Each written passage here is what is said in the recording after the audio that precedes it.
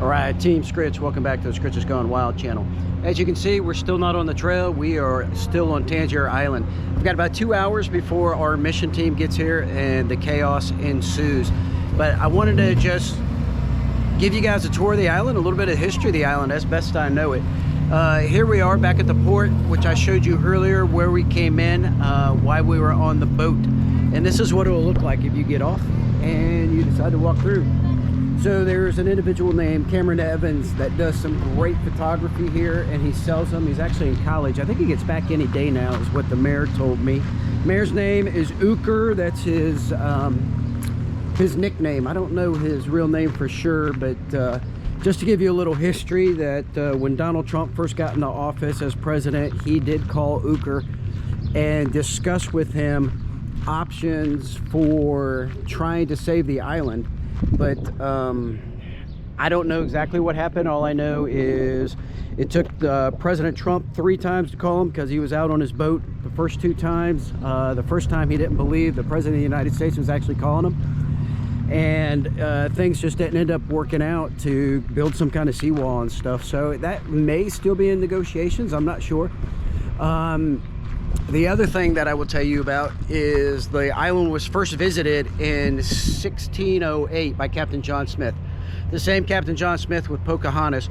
And he actually gave the island its name of Tangier Island. I do not know why, but I do know that. The island does have a rich history. It was inhabited in 1686 by John Crockett and his sons, and Crockett is still a very popular name on this island, along with several other names.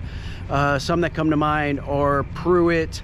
I'll have to think of the other ones as we go. The island played a prominent role in the War of 1812 as well, when the British actually came and they built a fort, Fort Albion, on the southern tip of the island, which was a very well built, it had a church, it had a school. I mean, it had everything you needed on it. It had barracks, it had a parade ground, and they actually sacked Washington DC from this island. They also went to Fort Henry and a couple other places where they were defeated. However, while they were on the island, they did get to DC and they sacked DC. So right behind me, and also I just want to point out that they were here and they were freeing the black slaves. At the time, if you're not up on your history, England had already abolished slavery. So while they were here, they would take the slaves on their ships. They would bring them out here. And oftentimes this was the first free soil that they've ever set foot on. So a rich history on this island that goes beyond just the crabbing tradition. But the crabbing tradition still happens today. I showed you the shacks out there in an earlier video. So right behind me there was, and now right in front of us, is the Four Brothers Crab House and Ice Cream Shack. If you bring the ferry over, this is the first place you'll see as you walk down off the ferry. I'm going to jump in a golf cart and show you the rest of the island very quickly here. This is owned by my friend Tommy, and it sells pizza, it sells crabs, it sells ice cream. He's not open quite yet. He's going to open in the next couple of days, so hopefully I'll be able to show you what his operation when he gets open. But this is what you see when you first come down and you get on the island and you make this left. You can see the steeple of the church right in front of us, and that is the United Methodist Church, which has been operating for over 100 years here. And it's the church that we partner with for our mission trip.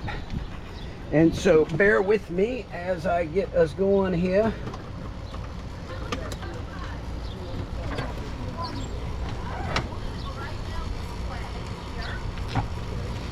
Right down here and pick them up. I sure hope so. And one of the other options you have when you get on the island is they will have these larger carts, and they will give you a tour. It's not real expensive. I think the tour only lasts about 15 minutes, but I'm going to give you the tour right now.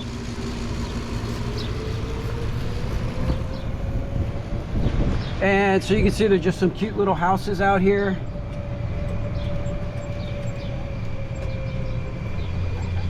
Say hi, boys. You're on camera. Okay. You want to buy any food? Daniel. No thanks. Anything? And there's Golden Goddess. This is the Sunday school building where we... Oops. Will you get that? I will fix that in a minute.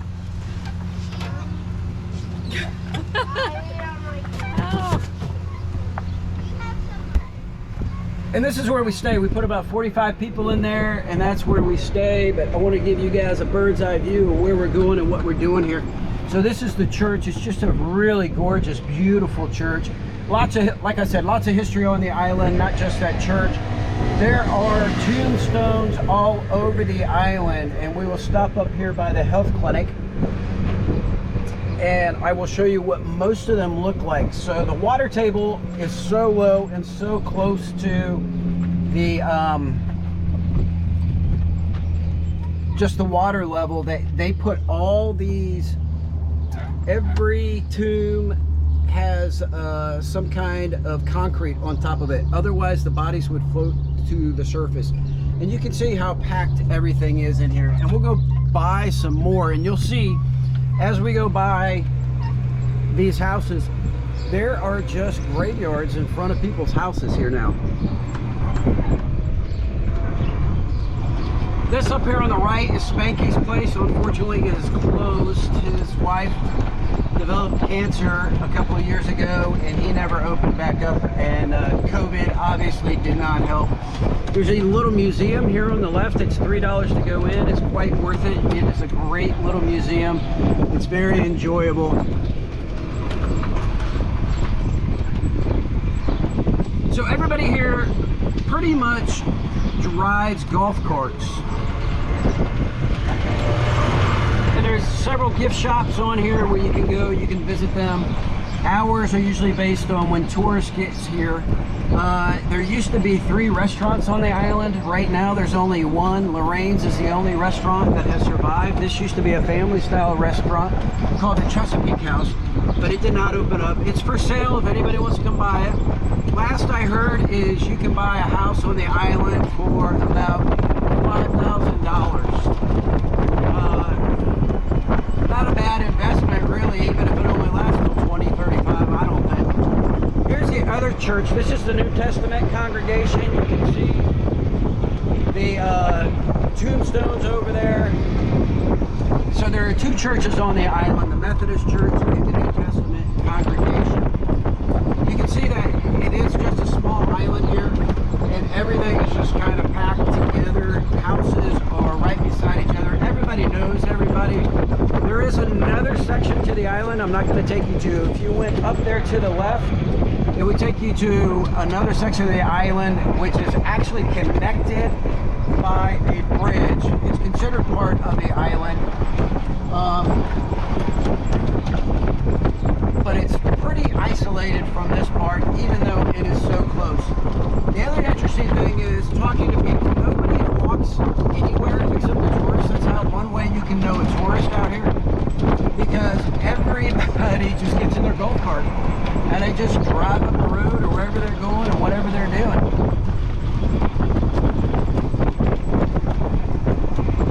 Alright, so now we're going to go down on the other section of the island. You can see it gets pretty wet here. And so what we were on was really the main road, and we'll go back up and I'll show you the restaurants up there in a few minutes. We're just going to drive down this road. I'm not going to take you to it after we get off of this bridge, which we'll stop on for a second. So this is the Hoyson Bridge. This bridge used to be, not that many years ago, a wooden bridge.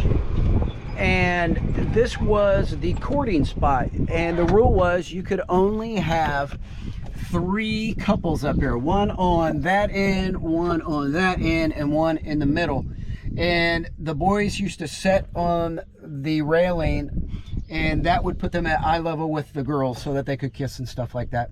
So that is kind of the history of this bridge. The other fun part of this bridge is when it was a wooden bridge, they actually used to have wooden planks in the center of the bridge that they would just take out if a sailboat or something that couldn't fit under the bridge. And legend has it some pranksters in the middle of the night would often come move those. So when you're driving your golf cart around or you were walking around, you would just fall into the water here. This is also the highest point on the island at 20 feet because the bridge is built up 20 feet off the water. This island is all about the church, all about being in church for the most part. And so you will see signs like this sign to the left, which says Christ is life. And that's what they believe here. Now over here to the left, I can't really zoom into it because I don't know how to do that, but there's a foundation over there. You can see a big rock. So there used to be a t-shirt company here back in the day when this was flourishing, and it was in the early 1900s, and it employed basically the wives of many of the watermen here. And one night the watermen got upset because their wives were working. They didn't want their wives working, and so they burned it down, and so it was never rebuilt. Also on this side of the island over here, there used to be a large dock where you could bring in big large ships and you could load them up. This was a shipping hub, and at least one president, I don't remember which one, had come here and visited. If you go to the left, that will take you to the beach. We're not going to go out there this time. If Golden Goddess and I go out there, then we will certainly take you out there, and I'll take the GoPro to show you what that looks like. But yep, you're getting your own personal tour here of the island. So just to show you some of the stuff we do here on the mission team, this here to the left is Sylvia Bonneville's house. It's a little hard to tell from this angle, but there is white industrial rubber roofing on top of her roof. And so I actually, with my team, put that roofing on there in 2019, I believe it was. And so I checked with her, everything's good. The roof is still not leaking, but I have several houses on here that I've done that too. My team, the mission team, it's not just me. And so that's part of what we're doing here. We do construction. We try to make it so that the people that can't afford it, they can have a safe place to live, a safe, dry environment. And then we try to nourish them as best we could physically and with their souls. So we have a team that goes out and prays with people, that interacts with them, especially the shut-ins that can't get out. And so there is a little runway on the island as well. And we're gonna go by that here in a minute. Thanks for your patience, but just beautiful little spots. But I'll show you two down here. Our lead liaison, who unfortunately is in North Carolina right now because her daughter is battling cancer. She's not here, but we're gonna do some work on her house. But it's pretty much, it's kind of a swamp. The water is actually seeping up from underneath the island, is what I've been told. And it really makes things difficult. It really erodes. Just trying to take care of your golf carts from all the saltwater erosion and everything that is going on there. On the other end of the island, they also have an incinerator, so everybody takes their trash to the dump. You put your trash there, they incinerate what they can, and then they will barge off what they can't.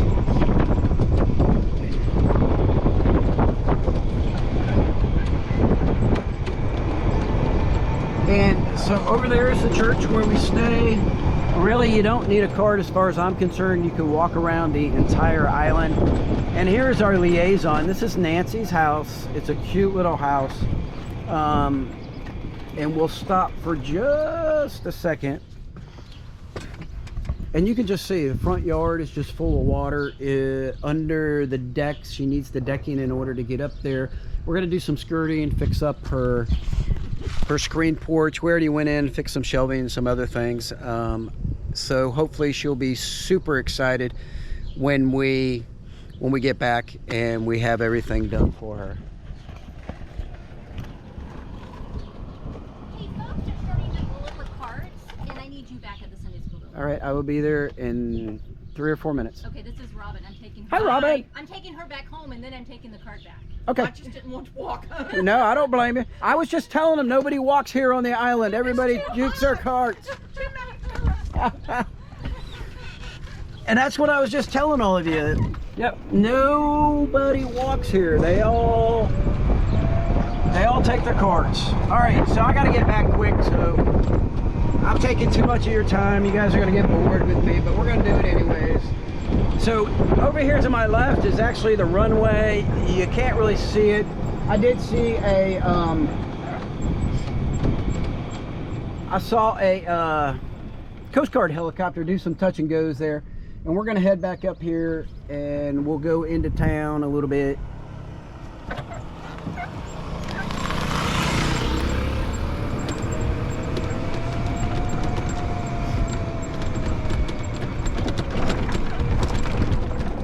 And just another bridge, and here you can see it's a wooden bridge, which is really cool, very nostalgic in my humble opinion. High tide right now. When the tide is low, there's hardly any water in here, and we're just going down another narrow road. So some people do have some cars out here. They have some small trucks that they drive, but nothing big, as you can well imagine. Some people do the scooters, and we do some construction out here. And as we get up here, and I'm going to turn right, if you go to the left, there's a marina where you can bring your own private boats in. And you can park it there, very reasonably priced. I actually have a friend that did that. We met on the Appalachian Trail. So trawler, shout out to you. You and Tinker, if you're watching this. And this is the main downtown. And there's Lorraine's. That's the only restaurant that's still open. This was the Fisherman's Restaurant, which is closed now. And we are passing the grocery store that has limited supplies, but used to be the main grocery store. Most people are now getting their stuff from Walmart, or they get it sent over via the mailboat, and they just order everything and get it to the island. But that was the mainstay for getting groceries back in the day. And the last thing I'll tell you about, is tons of cats on the island. The cats were, they were brought here early on, and they just continue to multiply. So if you come to the island and you want a cat, you're more than happy to take a cat with you, from what I'm told. And I've seen it done. So, all right, that's all I got for you, Team Scritch. Thanks for hanging with me today. I know it's a little long, but I wanted to get you a tour of this if you don't get an opportunity to come out here and see Tangier on your own. And thanks for all the prayers, the encouragement, and the support. We plan on getting back on the trail on the 22nd or 23rd, so we will have more videos of the trail then. And until next time, stay positive, say your prayers, do something good for somebody, and Sky King out.